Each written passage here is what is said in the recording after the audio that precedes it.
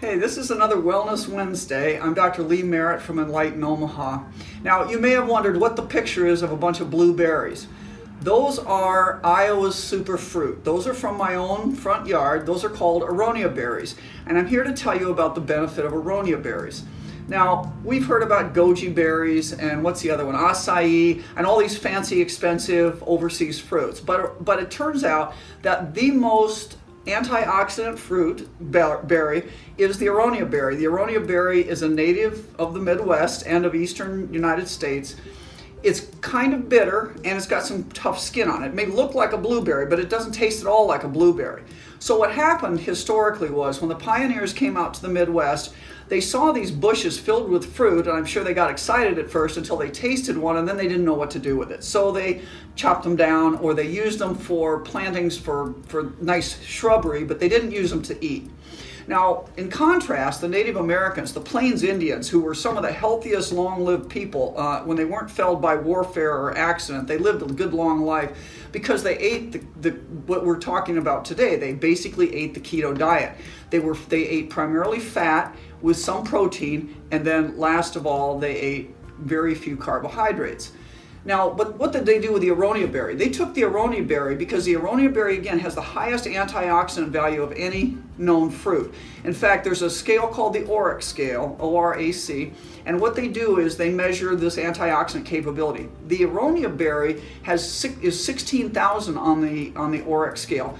Blueberries, goji berries, acai, they're all down around the 4,000s. So elderberries are actually quite good. They're like 12,000, but the very top one is the Aronia berry. So what the Native Americans did is they made pemmican with it. They dried venison, they dried the buffalo meat, and then they pounded these berries into the meat and into the meat fat specifically, and they made these basically, like we would talk about protein bars or fat bars, these were like fat bombs that they could carry around on their travels. So that's what the Aronia berry has a long history.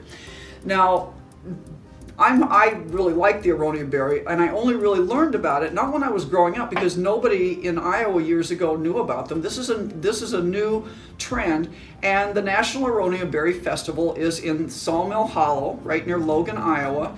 It happens on September 15th this year, and around that time every year, and it's a lot of fun. But anybody can grow Aronia berries if you have a winter that has some snow and freezing cold. It has to go through a cold period. They're very easy to grow. They have no natural predators. There are no bugs that eat them. And you can get, in a couple, 3 years, you'll have a great crop of Aronia berries. Now, what do you do with them? Okay, so they are a little bit bitter. There are a couple things I love to do with them. The first is breakfast. If you like to have any oatmeal, what you do is you boil the water, you throw in a handful of these Aronia berries. I freeze them or freeze dry them, but usually I freeze them in a bag. And then all winter I can grab out a handful, put them in water. They cook very nicely, and as the water's heating up, by the time the water's boiling for your oatmeal, then you throw in your oatmeal. I use old-fashioned oats. Don't use the new chopped up stuff. Don't use anything processed by man. Old-fashioned oats, put that in there, cook it for a few minutes, and then you're ready to eat. And I put on whole cream. I get whole cream from Costco. You can get it wherever you want, but nice full cream, no carbs essentially.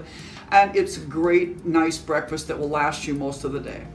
My other new favorite recipe, and I will thank a friend of mine for this, is an Aronia berry dessert. Now, one of the problems with Aronia berry, gooseberries, all these sour kind of fruits, rhubarb. I love rhubarb, but the problem is it's so sour that you end up wanting to put a lot of sugar in it, and a lot of sugar is not good. So what do? Well, it turns out you can take the Aronia berry, you cook about 1.5 cups of Aronia berries in a pot with a couple tablespoons of butter, throw in some stevia, and stir it up and cook it just until the Aronia berries start to get tender. Don't cook it until they shrink down or till they burst, just till they start getting tender, and you can mash them a little bit with a spoon. Then take them off, and as they're cooling a little bit, take whipped cream, make some nice whipped cream. You could throw a little stevia in that or not, and then just blend it all together, and it's delicious. It's a great keto dessert using the highest antioxidant fruit. So that's the lowly Aronia berry is coming onto its own, and I highly recommend it.